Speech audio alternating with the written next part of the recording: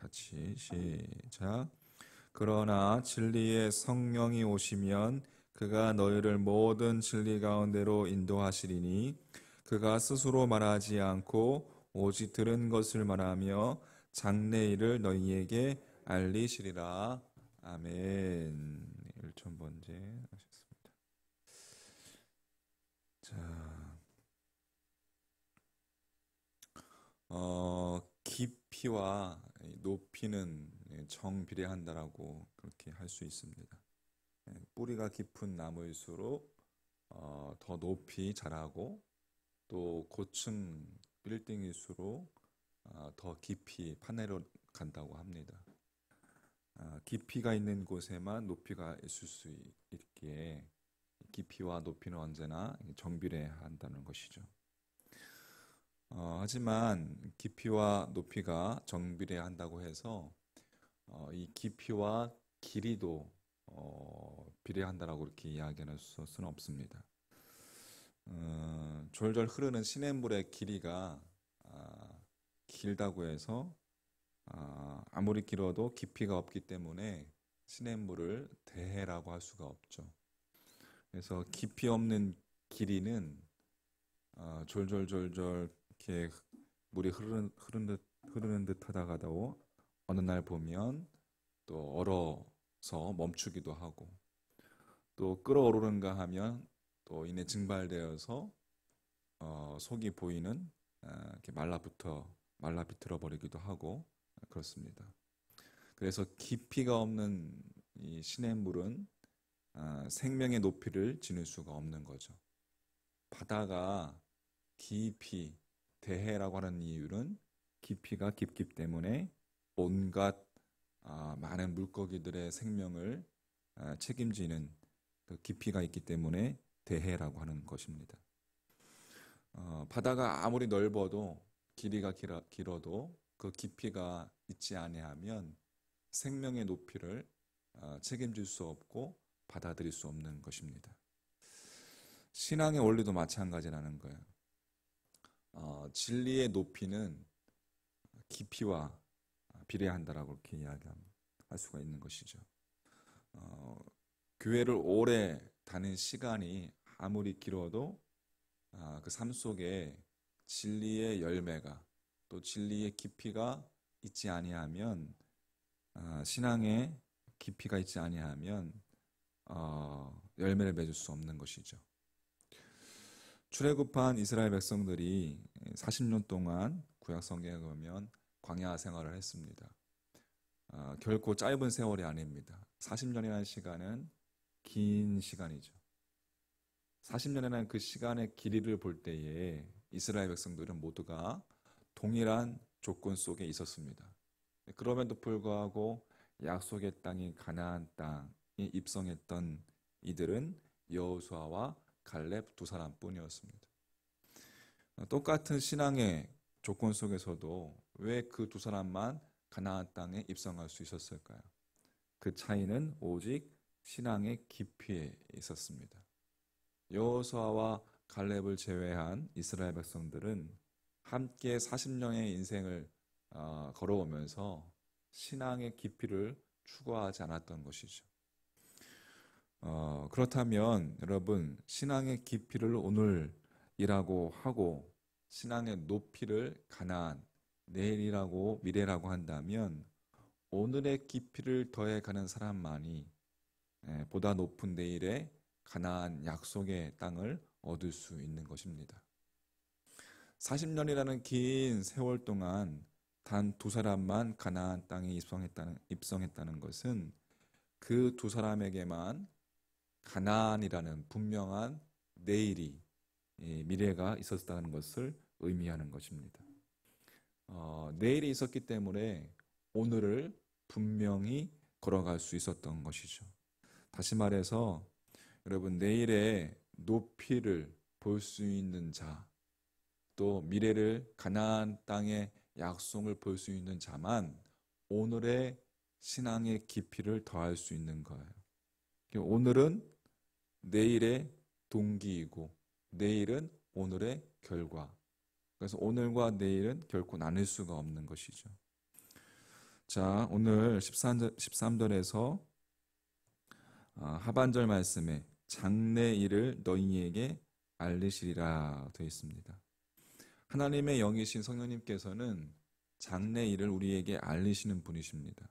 다시 말하면 우리의 시선을 오늘에서 내일로 약속의 땅 가나안을 향해서 내일을 향하게 하시는 분이 성령님이시라는 것이죠. 그러면 성령 충만한 사람이라는 것은 뭐예요? 가나안이라는 분명한 내일의 약속이 있기에 비록 광야라 할지라도 오늘의 삶을 오늘의 깊이에 최선을 다하는 자, 오늘의 광야와 같은 삶을 깊이 있게 파는 자가 내일의 가나안의 분명한 약속이 있는 사람이죠. 성령 충만한 사람. 그래서 시간이 지날수록 나도 모르게 자신도 모르게 내일의 높이로 향하게 되는 것이고, 그러한 사람이 성령 충만한 사람이다. 그러면 우리 그리스도인들이 또 우리의 교회가 그렇게 내일의 높이를 위해서 오늘의 깊이를 더해 간다는 것은 구체적으로 무엇을 의미하는 것일까? 그것은 두말할 것도 없이 그리스도인으로서의 본질, 교회로서의 본질, 그 본질의 깊이를 더해가는 것이고 그 본질에 더욱 충실해지는 것을 의미하는 것이죠. 그럼 그리스도인의 본질은 무엇입니까? 그리스도인의 본질은 자기 자신이 사라지는 것이죠. 자기 자신이 사라진다는 것은 내 이름이 드러난다는 것이 아니라 예수 그리스도의 이름이 드러나는 자입니다. 내 이름이 높아지는 것이 아니라 주님의 이름이 높아지는 자입니다. 할렐루야. 그러기 위해서 더욱 나를 낮추고 더욱 남을 나보다 낮게 여기는 깊은 자가 되어야 한다는 이야기입니다. 그게 그리스도인의 본질. 그럼 교회의 본질은 무엇입니까? 교회의 본질은 두말할 것도 없이 예수 그리스도를 주로 믿고 예수 그리스도의 삶을 따라가는 자들의 모임을 의미하는 것이죠. 교회의 본질은 건물이나 조직이라고 할 수가 없고 교회의 본질은 사람들인 것입니다. 다시 말해서 말씀을 배우고 말씀 안에서 진리 안에서 서로 교제하고 진리대로 나누고 말씀대로 나누고 섬기며 살도록 사람을 키우고 훈련시키며 양육시키고 배운 대로 실천하게 하는 것이 그것이 교회의 본질입니다. 물론 우리가 편의상 또